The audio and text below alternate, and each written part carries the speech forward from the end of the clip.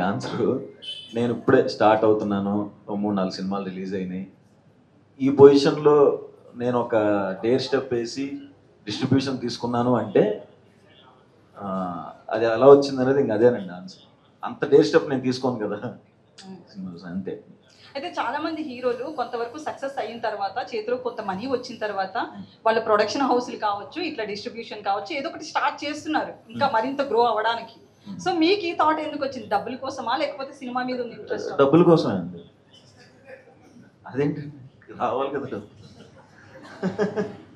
కావాలి కదండి డబ్బులు. All the best. Thank you. Raju గారు, సార్ రాజు గారు, ఈ కథ చాలా ప్రొడక్షన్ హౌసెస్కి వెళ్ళింది, అలాగే పెద్ద పెద్ద హీరోల దగ్గరికి వెళ్ళింది. ఏ ప్రొడక్షన్ హౌస్కి వెళ్ళలే సార్. నెట్ఫ్లిక్స్లో కొంతకాలం చాలా లేదు. ఫస్ట్ కథ మొత్తం తయారైంది ఇక్కడే. ఆయన చెప్పాలి. అంత ధైర్యం లేదు సార్, ఇక్కడే స్టార్ట్ అయ్యాం. నువ్వు చెప్పండి. నేను 7 years నుంచి ఇదే సంస్థలో పనిచేస్తున్నాను సార్. సార్ కథ అయితే చాలా చాలా చోట్లకి అయితే తిరిగింది. చాలా మందికి నరేషన్స్ అయినాయి కానీ రాజుగారు అండర్ ఎస్విసి డిఆర్పి అండర్లో నరేషన్స్ అయినాయి.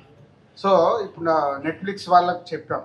నెట్ఫ్లిక్స్ వాళ్ళకి ఎందుకు చెప్పాం ఇలాంటి ఇది థియేట్రికల్గా చెయ్యాలా, ఓన్లీ డిజిటల్కి వెళ్దాము. ఇది ఎప్పుడు చెప్పిన నాకు ఇది 2020 కోవిడ్ ముందు. సో కోవిడ్లో మనం ఏంటి సినిమాలు థియేటర్కి వస్తారా రారా అన్న కన్ఫ్యూజ్లో ఉన్నప్పుడు నెట్ఫ్లిక్స్ వాళ్ళకి చెప్పాము. నెట్ఫ్లిక్స్ వాళ్ళు ఓకే ఒరిజినల్గా తీసి ఇవ్వండి అన్నారు. మళ్ళీ నేనే ఆలోచించాను, ఒరిజినల్గా ఇస్తే మనకు ఎంత వస్తుంది, ఎంత కష్టపడి వాట్ వీఆర్ గెట్టింగ్, ఇవన్నీ సో మెనీ ఈక్వేషన్స్తో వెళ్ళలేదు. చాలామంది హీరోలు యువర్ రైట్, 3-4 హీరోలకు చెప్పాము, అందరు బాగుంది కానీ ఇలాంటి చెయ్యాలా వద్దా, చేస్తే ఏంటి అన్నప్పుడు నాకు వచ్చిన థాట్ బలగం తర్వాత నాకు చాలా కాన్ఫిడెన్స్ వచ్చింది. అప్పుడు నేను పిలిచి చెప్పాను, ఈ అబ్బాయి బాగుంటాడు, మిడిల్ క్లాస్ క్యారెక్టర్కి నువ్వు వెళ్ళి సుహాస్ని కలిసి చెప్పాను. లాస్ట్ ప్రెస్ మీట్లో చెప్పాను, అలా సుహాస్ వచ్చాడు. సార్ కథలో చిన్న కాన్ఫ్లిక్ట్ ఉంది, ఒక కంపెనీ మీద కేసు వేయటం ఏదో ఉంటుంది, చిన్న కాన్ఫ్లిక్ట్. మొత్తం తెలుసు, ఇంకా అడుగు ఎప్పట్లేదు ఓపెన్. అది కొంచెం రివ్యూలు ఫస్ట్ మార్నింగ్ షో అయిపోయిన తర్వాత, ప్రీమియర్స్ అయిపోయిన తర్వాత కానీ రివ్యూస్ బయటకు వచ్చిన తర్వాత ఆ కాన్ఫ్లిక్ట్ బయటపడుతుంది. మిగతా ఆడియన్స్కి ఎట్లా ఉంటుంది సార్ తెలిస్తే కొంత కథ? ఏముండదు, స్పాయిలర్స్ ఏముండదు. ఏముంటుంది ట్రైలర్లో చెప్పాం కదా, ట్రైలర్లో రివీల్ చేసింది అదే కదా, పిల్లలొద్దు అన్నాడు. సడన్గా వైఫ్ ప్రెగ్నెన్సీ అంది. ప్రెగ్నెన్సీ అన్నాడు, ఎందుకు ప్రెగ్నెన్సీ అయింది అనుకున్నాడు. అయి ఏదైతే ఉందో ఈ కంపెనీ మీద కేసు అన్నాడు, కేసు వేసాడు. కథలో ట్రైలర్లో క్లియర్గా చెప్పేసాం, కథ ఏం దాచిపెట్టలే. కానీ ఏం జరుగుద్ది, దాన్ని ఎలా హ్యూమరస్గా ఏం జరుగుద్ది అంటే మళ్ళీ సీరియస్గా హ్యాండిల్ చేయలేదు, ఎలా నవ్విస్తూ సినిమా రన్ చేయాలి. అందుకు వెన్నెల కిషోర్ని బాగా వాడుకున్నాడు. వెన్నెల కిషోర్ ఇది అడ్వకేట్, ఫ్రెండ్ అడ్వకేట్, ఇక నవ్విస్తూ ఉంటాడు. ఆయనకు లాజిక్లు తెలియవు, ఏం తెలియవు. చాలామంది మన వాళ్ళు లాజిక్గా మాట్లాడే వాళ్ళకి ఇక నెక్స్ట్ వెన్నెల కిషోర్ క్యారెక్టర్ని ఇచ్చేయచ్చు. లాజిక్లు తెలియవు, ఏం తెలియవు, నవ్విస్తూనే ఉంటాడు. అట్లా. సందీప్ గారు, అరే నువ్వు అరే హ్యాపీ బర్త్డే. మా స్టార్ హీరో గారికి నీ ద్వారా చెప్తున్నాం. సో అంటే మీరు మీరు యాక్ట్ చేసిన మూవీ మీరు ఎడిట్ చేసుకుంటే ఎట్లా ఫీల్ అయ్యారు? అందులో ఏమైనా కట్ చేసేది ఉంచాలి, మీ సీన్లు ఏమైనా ఎక్కువ పెట్టుకున్నారా? రివర్స్ చెప్పారండి, నేను ఎడిట్ చేసే సినిమాలకి యాక్ట్ చేస్తున్నాను. సో అంటే ఇప్పుడు అంబాజీపేటలో కూడా యాక్ట్ చేశానండి, కానీ తీసేసుకున్నా, కథకు సంబంధం లేకపోతే తీసేస్తాను. నా మోరల్ రెస్పాన్సిబిలిటీ ఉంటుంది. సో ఉంటే అంటే కథకు వాల్యూ ఉండి నా క్యారెక్టర్కి వాల్యూ ఉంటే ఉంచుతాను, లేదంటే. సందీప్ గారు hi sir. Hi sir. Neel గారి దగ్గర పనిచేశారు, pan India high budget films పనిచేశారు. ఈ సినిమానే మీ మొదటి సినిమాగా డైరెక్షన్లో అనుకోవడానికి కారణం ఏంటండి? బాగా బేసిక్గా నాకు ఇష్టమైన కథలు ఇవే సార్. అన్నీ ఫ్యామిలీకి మిడిల్ క్లాస్ ఫ్యామిలీలో జరిగిన అంశాలు తీసుకొని కథ చెప్పాలి, కొంచెం హ్యూమరస్గా చెప్పాలి. మనకి జంధ్యాల గారు, మన రాజు హిరానీ గారు లాంటి రైటింగ్ అంటే నాకు బాగా ఇష్టం సార్. సో నా taste of films as a story teller ఇలాంటివే ఉంటాయి సార్. పెద్ద సినిమాలు నాకు అంత కమర్షియల్ సినిమాలు చేయడం రాదు. నా టేస్ట్ ఆఫ్ సినిమా ఇది. రాయటం అయితే ఏదైనా రాస్తాను, కానీ డైరెక్టర్గా ఏ కథలు చేస్తారంటే ఇది నా ఫేవరెట్ జానర్ సార్. అంటే ప్రతి వాళ్ళకి పెళ్ళైన వాళ్ళకి మాతృోత్సవం పితృోత్సవం అంటే చాలా ఇంట్రెస్ట్ ఉంటుంది, ఇది ఉంటుంది. కానీ ఇక్కడ ఉన్న మీ character, main character, hero character ఏదైతే ఉందో అది వద్దు అన్నట్టు వెళ్తుంది. ఈ ఇన్స్పిరేషన్ అంటే ఎక్కడి నుంచి తీసుకొచ్చుకున్నారు ఈ పాయింట్? మన డైలీ లైఫే సార్. ఇవాళ మైండ్ సెట్ తీసుకుంటే ఇప్పుడు నాకు కూతురు ఉంది, ఈ కోవిడ్ అప్పుడే పుట్టింది. సో నా కజిన్స్ కానీ ఫ్రెండ్స్ కానీ ఇప్పుడు మన దగ్గర ఇక్కడ కూర్చున్న వాళ్ళందరూ కూడా ఒక కిడ్ ప్లాన్ చేస్తున్నప్పుడు ఎంత డిస్కషన్స్ వెళ్తాయి వైఫ్తో, ఫైనాన్షియల్ మార్కులు పడ్డాయి, లక్ష్మి తల ఊపింది. ప్రొఫెషన్ అన్ని చూస్తారు. ఎన్ని ప్రతిదీ మీకు thought of having a child is 1 crore. ఇవాళ మనమే ఎగ్జాజరేట్ చేయట్లేదు. అది కూడా మన ఇప్పుడు హైదరాబాద్ లాంటి సిటీలో టైర్ 3 టాప్ లెవెల్ ఇంకా ఎక్కువ. టైర్ 3 రేంజ్లో చూస్తే అంత ఖర్చు ఉందండి. సో దాన్ని క్యారెక్టర్ని ఇలా తీసుకున్న వాడికి అలా జరిగితే షాక్ కదా. సో అక్కడి నుంచి వాడు ఏ యాక్టివిటీ ఏ స్టెప్ తీసుకున్నాడు, దానివల్ల ఎలాంటి హ్యూమర్ క్రియేట్ అయింది, సొసైటీ ఎలా రియాక్ట్ అయింది, రిలేషన్షిప్ ఏంటి, ఫ్యామిలీస్ ఏంటి. సో మనందరం మాట్లాడుకున్నట్టే ఉంటుంది సార్. అది మటుకు చాలా ధైర్యంగా చెప్పగలుగుతాం. హ్యాపీగా అందరూ కూర్చొని చూడొచ్చు. All the best sir. Example ఇక రివీల్ చేసేద్దాం, ఊరికి ఏంది దాచిపెట్టుకోండి. ఎగ్జాంపుల్ అంటే దాంట్లో ఏం చేసినా అన్నీ ప్రతి ఒక్కరు పర్సనల్ లైఫ్లో టచ్ అవుతాయి. అలా నేను సినిమా చూస్తున్నప్పుడు, స్క్రిప్ట్ చూస్తున్నప్పుడు, హన్సిత చిన్నగా ఉన్నప్పుడు ఒక ప్రైవేట్ స్కూల్లో ఇంటర్వ్యూకి పేరెంట్స్ ఇంటర్వ్యూ, మనకి ఇంగ్లీష్ రాదా, అప్పుడు నేను చెప్పేది, అప్పుడు అనిపించింది అరే వాళ్ళు చదువుకునేటానికి మాకెందుకు ఇంటర్వ్యూలో సీన్ పెట్టాడు, వాళ్ళకు కదా చదువుకోవాల్సింది, మేము ఎందుకు వేస్తున్నాం కాన్వెంట్ స్కూల్లో, వాళ్ళు ప్రయోజకులు కావాలి, వాళ్ళ గురించి చూడాలిగా, మమ్మల్ని చూసి మీరు కరెక్ట్గా లేరని సీట్ ఇవ్వమంటే ఏంటి, ఇలాంటి పాయింట్ హ్యాండిల్ చేసి అనుభవించండి. ప్రతి ఒక్కరికి ఇట్లా అంటే మనం ఏదో మనం కరెక్ట్గా లేమనుకో, పిల్లల్ని ప్రయోజకుల్ని చేయాలి, అన్ని రకాలుగా మనకు లేని వాళ్ళకి ఇవ్వాలనేది మన కోరిక, ప్రతి పేరెంట్స్కి ఉండేది. అదే హీరో క్యారెక్టరైజేషన్. నాకు లేని ఇప్పుడు నేను పిల్లల్ని కని వాళ్ళకి నేను ఇవ్వలేనప్పుడు ఇప్పుడు వాళ్ళని ఎందుకు, నేను హ్యాపీగా లేను. బెస్ట్ ఇవ్వాలనుకుంటాం కదా సార్, యాజ్ పేరెంట్స్. మీకు పిల్లలు ఉంటే మనం బెస్ట్ ఇద్దాం అనుకుంటాం కదా, అలా ఇద్దాం అనుకున్న వాడికి ప్రెషర్ ఎక్కువ ఉంటుంది. మనం ఏదో కాంప్రమైజ్ అవుతాం, మన దగ్గర డబ్బులు లేకో ఇంకోటి లేకో, మన అనుకున్న స్కూల్ కాకుండా ఇంకో స్కూల్లో జాయిన్ చేస్తాం. వేరేలా దాకా ఎందుకు, నా లైఫ్లో సెంటాన్స్లో వేయాలి అన్సితని అనేది నా ఫీలింగ్. నాకు సెంటాన్స్లో సీట్ రాలే, పోతారో నార్మల్. ప్రతి ఒక్కరు లైఫ్లో అది ఉన్నట్టే. నాకు ఆ రోజు ఆకాశం అంతా కూడా నచ్చడానికి నాకు మెయిన్ రీజన్ అదే. అంటే సో మెనీ, ఒక ఫాదర్ అండ్ డాటర్ ఎమోషన్ ఆ సినిమాలు ఎలా అయితే కనెక్ట్ అయ్యారో ఈ కథలో అంత మంచి ఇంట్రెస్టింగ్ పాయింట్స్ ఉన్నాయి, విత్ హ్యూమర్, నవ్విస్తూ బాగా చెప్పాడు. రాజు గారు, మీకు ఒక క్వశ్చన్ అండి. అంటే మీరు కెరియర్ డిస్ట్రిబ్యూటర్గానే స్టార్ట్ చేశారు, పాన్ ఇండియా ప్రొడ్యూసర్ అయ్యారు, పెద్ద పెద్ద సినిమాలు చేస్తున్నా డిస్ట్రిబ్యూషన్ కంటిన్యూ చేశారు. కానీ గత 2 సంవత్సరాల నుంచి కొంచెం డిస్ట్రిబ్యూషన్లో స్లో అయ్యారు. మొన్నే కొట్టాక సరిపోతారు. కానీ గత 2 సంవత్సరాల నుంచి 1-2 సంస్థలే బాగా ఎక్కువగా అగ్రెసివ్గా వెళ్తున్నారు, మీరు కొంచెం స్లోగా వెళ్తున్నారు. ఆ బిజినెస్ ఏమైనా చేంజ్ అయిందా ఆఫ్టర్ కరోనా డిస్ట్రిబ్యూషన్ సైడ్? ఏం లేదు, దేనికైనా నా స్ట్రాటజీ ఎలా ఉంటే ఆచి తూచి అడుగు వేసి కొట్టాలి. టెండూల్కర్ ఫార్ములా మనది. లూజ్ బాల్ పడ్డప్పుడు కొడితే బాల్ సిక్సర్ వెళ్తుంది. సో అప్పటి వరకు వెయిట్ చేయాలి కదా, వెయిట్ చేస్తున్నా. ఎప్పటికి ఉండేదే ఇక్కడే, డిస్ట్రిబ్యూషన్, ప్రొడక్షన్, మాకున్న ఎక్స్పీరియన్స్కి అన్నీ ఇక్కడే ఉంటాయి. సో రైట్ సినిమాలు పట్టుకోవడమే డిస్ట్రిబ్యూషన్గా. నువ్వు సుహాసి సినిమాని పట్టుకున్నట్టు. నో, అంటే నిన్న సుహాసిని చూస్తే నాకు అదే ఆనందం వేసింది. నేను డిస్ట్రిబ్యూటర్గా ఉన్నప్పుడు అక్కడ ఫైనల్ మిక్సింగ్ జరుగుతుంటే అక్కడే తిరిగేవాడిని, నేను వెళ్ళిపోయి ఒక్కొక్క రీల్ చూస్తుండేవాడిని. రవికిషోర్ గారి సినిమాలన్నీ మేము చేసేవాడు, ఆయన తీసుకెళ్ళిపోయి చూపిస్తుండేవాడు. అలా జడ్జ్మెంట్ తెచ్చుకున్నాను. అంటే అక్కడ చూస్తున్నప్పుడు ఈ రీల్ వర్కౌట్ అయింది, మళ్ళీ చూసి థియేటర్కి వెళ్ళి చూసేవాడిని, అక్కడ అనిపించింది ఇక్కడ ఆడియన్స్ ఎలా. సో డిస్ట్రిబ్యూషన్ అనేది అలాంటిది, చాలా జాగ్రత్తగా రైట్ సినిమాని పట్టుకోవడమే డిస్ట్రిబ్యూటర్ పని. సార్ దిల్ రాజు గారు, అయిపోయిందా? అయిపోయింది. సుహాస్ గారు, యాక్టర్ సుహాస్ గారు సార్ చెప్పండి సార్.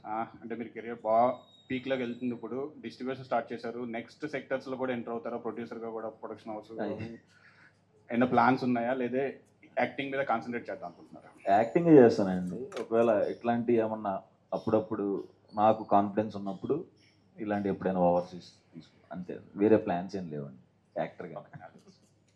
సార్ రాజు గారు, ఈరోజు చాలా ఎనర్జిక్గా ఉన్నారు సార్, ఎనర్జెటిక్గా. మీరు మీ స్టైల్ కానీ చాలా బాగుంది సార్. నేను ఎప్పుడు అలాగే ఉంటానమ్మా. ఈరోజు చాలా ఎనర్జీ అనిపిస్తుంది సార్ మీరు. చల్లగా ఉందని పైకి వెళ్ళేది ఒకటే గెటప్ బాగుంది సార్. మీ ఎనర్జీ చూస్తుంటే మీ సినిమా పెద్ద హిట్ అయిందని అనుకుంటున్నాను సార్. సక్సెస్ మీట్ లాగా ఉంది ఇది, ప్రెస్ మీట్ లాగా, సక్సెస్ సర్టిఫికేట్ లాగా లేదు సార్. మీ స్టోరీ డైరెక్టర్ గారు మీకు చెప్తున్నప్పుడు సుహాస్ని సెలెక్ట్ చేసుకోవాలన్న థాట్ అంటే మీకు ఏదైతే ఉందో ముందు, అంటే నేను చెప్పాను కదా, సుహాస్ అనుకోలేదు ఈ కథలో. చాలామంది నాకు ఎప్పుడు ఎలా ఉంటుందంటే, ఎకానమీ ఒక మంచి సినిమా తీయాలి, ఈ సినిమా ద్వారా ఎక్కువ డబ్బులు రావాలి, ఎలా వస్తుందనే నా బ్రెయిన్ పనిచేస్తుంది. అలా అనుకుంటూ 2-3 హీరోలకు కథ నరేట్ చేసి చాలా రోజులు ట్రావెల్ అయ్యాడు. హీరోలందరికీ నచ్చింది, కానీ వాళ్ళకి ఇది ఒకటే కన్ఫ్యూజ్, అంటే ఇలాంటివి చేస్తే ఎలాంటి రియాక్షన్ ఉంటుంది అనేది హీరోలు 100% ఎస్కి రాలేదు. బట్ చాలా రోజులు హోల్డ్ చేసేవాళ్ళు, కథ విన్న తర్వాత బాగుంది చెప్తాను. అలా అయిపోయిన తర్వాత ఒక స్టేజ్లో ఇంకా ఈ హీరోలు చేయనప్పుడు ఎందుకులే అని కొన్ని రోజులు పాజ్ ఇచ్చినప్పుడే ప్రశాంత్ నీళ్ళు కానీ అంబాలే వాళ్ళు కానీ మాకు ఇచ్చేయండి, మేము కన్నడలో తీస్తామనేవాళ్ళు. యాక్చువల్ అప్పుడు అనుకున్నాం కన్నడలో తెలుగు 2 ప్యారలల్గా తీద్దామని అంబాలి వాళ్ళతో కలిపి.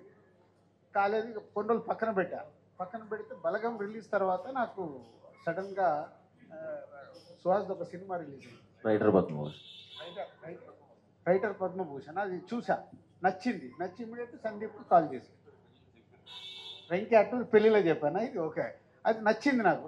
ఇమీడియట్ సందీప్కి చెప్పా, బలగం లాగా కాన్సెప్ట్ సినిమా లాగా వెళ్ళిపో, ఈ అబ్బాయిని కరెక్ట్ ఉంటే ఇమీడియట్ నెక్స్ట్ డే రావడము తినడం ఆయన ఓకే చెప్పడం అలా ఫాస్ట్ అయింది. సార్ ఓటీటీలో ఎన్ని రోజులకు రావచ్చు సార్ సినిమా? ఓటీటీ ఒక ఇష్యూ ఉంది కదా sir, after 1 month. Thank you sir. Hello sir. Sir ఇప్పుడు జనకైతే గనక అన్నారు కదా, అంటే ఒక పిల్లలు పుడితే ఎంత బాధ్యతగా ఉండాలి, ఎంత సెటిల్ అవ్వాలని ఈ సినిమాలో చూపించారు. అదే ఒక పెళ్లి కావాలంటే ఎంత సెటిల్ అవ్వాలి, ఎంత బాధ్యతగా ఉండాలంటే ఏం చెప్తారు సార్? మళ్ళీ నువ్వు ఒక 10 ఏళ్ళు వెనకకెళ్ళి పెళ్ళి జరగకంటే ముందు నీకు ఏమేమి వచ్చినాయి ఒక స్క్రిప్ట్ చెప్తే చేసేద్దాం. వాళ్ళు రాస్తే మేము తీయడానికి రెడీ. ఓకే, నీ దగ్గర ఉన్నాయి ఐడియాస్? లేదు సార్, అంటే మీ తాలూకు సజెషన్ తీసుకున్నాను. అంటే ఇప్పుడు ఎంత సెటిల్ అవ్వాలి, ఎంత బాధ్యతగా ఉండాలి పెళ్ళి? పెళ్ళి అనేది ఇంకా పెద్ద బాధ్యత. అంటే ఒకరు మన లైఫ్లోకి వస్తున్నప్పుడు చాలా రెస్పాన్సిబిలిటీస్ ఉంటాయి. దాంతోపాటు ఇది ఎక్స్టెండెడ్. పెళ్ళైన తర్వాత ఇవి ఆటోమేటిక్ ప్రతి ఒక్క వైఫ్ అండ్ హస్బెండ్కి జరగాల్సింది. Next kids planning. ఇంతకుముందు అంటే ప్లానింగ్ ఏం లేదు, ఇప్పుడేమో ప్లానింగ్. అదే ట్రైలర్లు వేసినది ఒకటి యాడ్ వేసి, అప్పుడు అంతమందిని ఎలాగనే వాళ్ళంటే వాళ్ళ బామ్మ అంటది కదా, వాళ్ళ నాన్నమ్మ. అప్పుడు మాకు పెద్ద పని ఉండేది కాదంటే, అప్పుడు క్యాలిక్యులేషన్స్ లేవు. ఇప్పుడు లైఫ్లో ఏది చేయాలన్నా క్యాలిక్యులేషన్ ఏ స్టేజ్కి వెళ్ళింది అంటే, ప్రెగ్నెన్సీ ఉండి డెలివరీ అంటే కూడా డెలివరీకి కూడా ముహూర్తము అవన్నీ చూసుకొని డెలివరీ చేపిస్తున్నారు. అంటే దేనికి సాధారణంగా జరగట్లా, టెక్నికల్గా జరుగుతున్నాయి. సో మారిపోయింది. సో అవన్నీ జాగ్రత్తగా హ్యాండిల్ చేశాడు. యాక్చువల్గా ఆ ఆన్సర్స్ కూడా వస్తాయి సార్. పెళ్లి కాని వాళ్ళు కూడా ఖచ్చితంగా చూడాల్సిన సినిమా, మీకు ఆ ఆన్సర్స్ కూడా వచ్చేస్తాయి దీంట్లో. సంగీత అంటే మీరు తెలుగులో ఫస్ట్ మూవీ తోటే సుహాస్ లాంటి ఆర్టిస్ట్తో చేస్తున్నారు. సో 3వ సినిమానా? సారీ సుహాస్ లాంటి ఆర్టిస్ట్ పక్కన చేస్తున్నప్పుడు ఖచ్చితంగా పోటీ ఉంటుంది. ఏ మాత్రం పర్ఫార్మెన్స్ డల్ అయినా కూడా ఇబ్బంది. సో ఎట్లా అనిపించింది తనతో చేస్తున్నప్పుడు? యాక్చువల్లీ హ్యాపీగా ఫీల్ అవుతున్నానండి. ఎందుకంటే నాకు okay 3 movies I have done, but I'm a beginner. So తనతో వర్క్ చేయనప్పుడు నాకు చాలా హ్యాపీగా ఫీల్ అయింది. ఎందుకంటే like he's very dedicated person, hard working. చాలా సపోర్ట్ చేశాను నాకు. ద డే 1 till now కూడా చాలా సపోర్ట్ చేశాను. చాలా హ్యాపీ. రాజు గారు, కంటిన్యూగా పడుతున్న రెయిన్స్కి సరిపోదా శనివారం కూడా కొంతవరకు ఎఫెక్ట్ అయింది తెలుగు స్టేట్స్లో. సో ఈ సినిమా కూడా 7th వస్తుంది, ఇంకొక 5 days.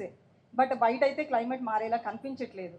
మారిపోతుంది అంటే నిజంగా. అంటే ఇప్పుడు సరిపోదా శనివారము పడుతున్న వర్షాలకి కలెక్షన్స్ అబ్నార్మల్గా పడిపోవాలి మా ఎక్స్పీరియన్స్.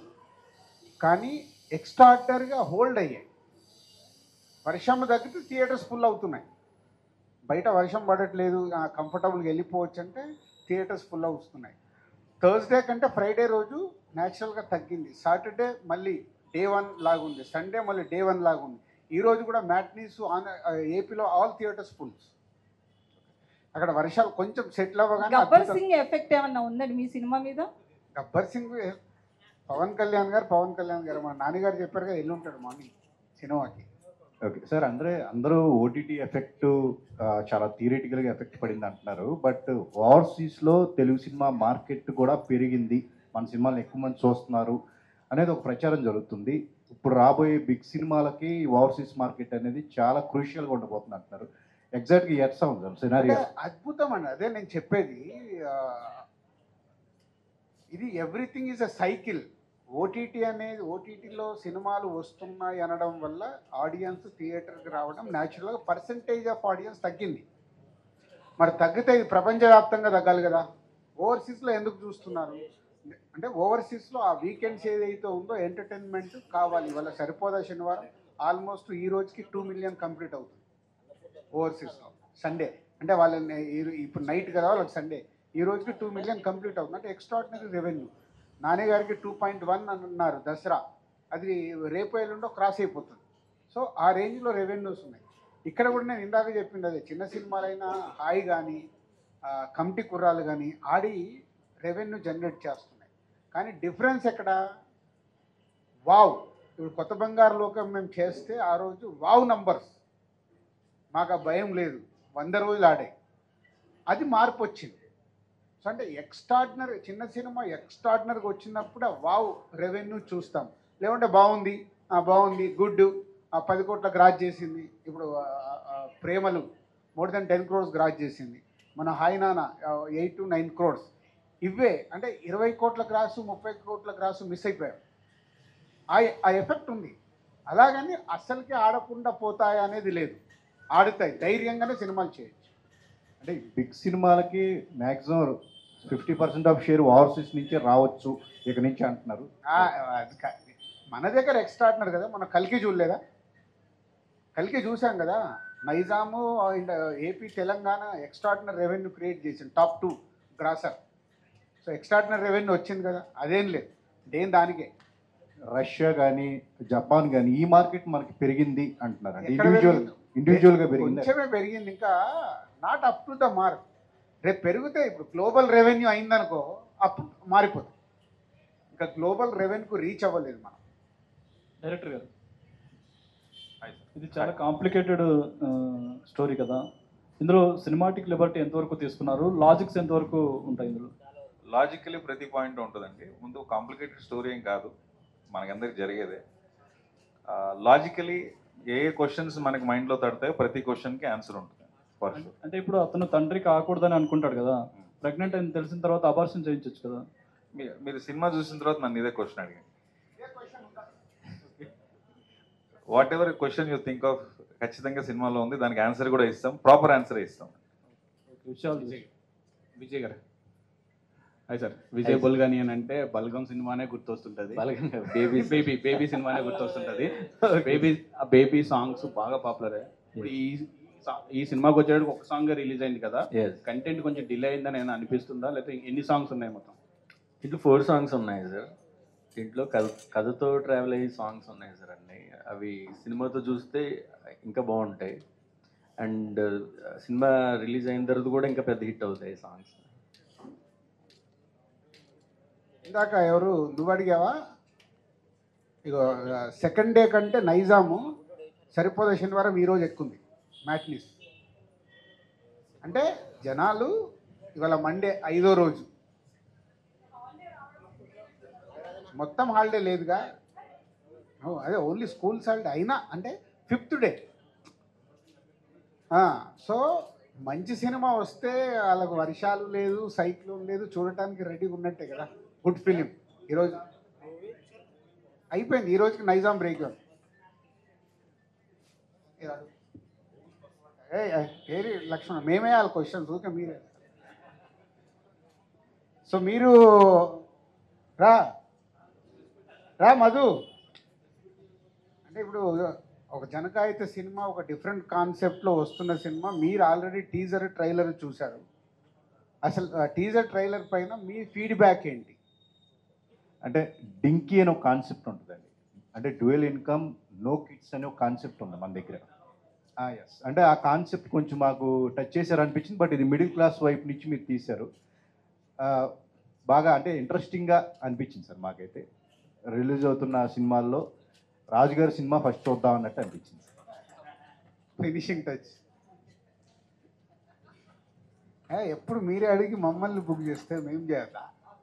ట్రైలర్ అయితే చాలా బాగుందండి, చూస్తే నిజం అనిపించింది.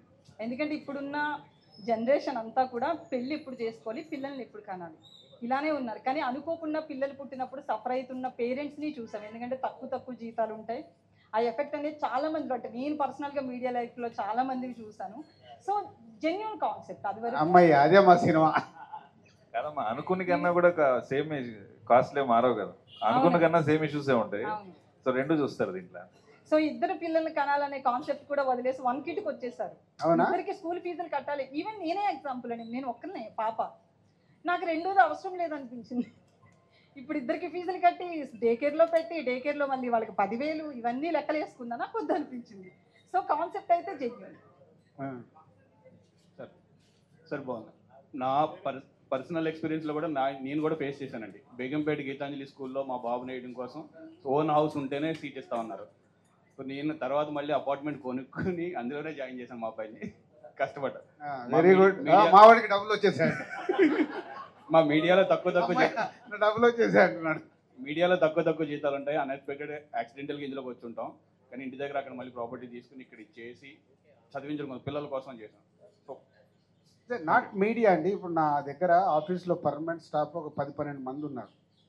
వాళ్ళు ఆల్మోస్ట్ 10-12 ఇయర్స్ నుంచి పనిచేస్తున్నారు మా దగ్గర. వాళ్ళకు వచ్చే శాలరీస్ వాళ్ళ పిల్లలకి అయ్యేటి అన్నీ. అందుకే మేము చాలా మట్టికి ఎడ్యుకేషన్ కోసం కూడా సపరేట్గా మా స్టాఫ్ అందరు డబ్బులు అడుగుతుంటే ఇస్తూ మేము అన్నీ చూసి వచ్చాం కాబట్టి ఇస్తూ ఉంటాం. సో అది very important. So almost connect అవుతున్నారు. Very happy. సో మంచి సినిమానే తీసాము. సో మీరు చూసిన తర్వాత మీకు నచ్చితే మీరే ఈ సినిమాని బలగంలాగా పైకి లేపండి. Thank you. Thank you. నాకు ముడివే